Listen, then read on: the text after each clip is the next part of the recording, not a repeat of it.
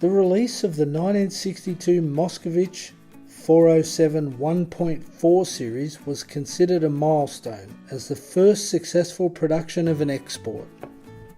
Powered through a 1.4 litre 4-cylinder inline engine and driven by its factory 4-speed manual transmission, this economic vehicle was able to deliver a notable 8 litres per 100 kilometres and produce 33 kilowatts.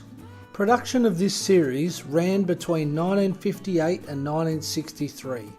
The 4-door sedan entered the market in Russia as the second generation released to its predecessor, the 401, with distribution mainly to France, Norway and other European countries.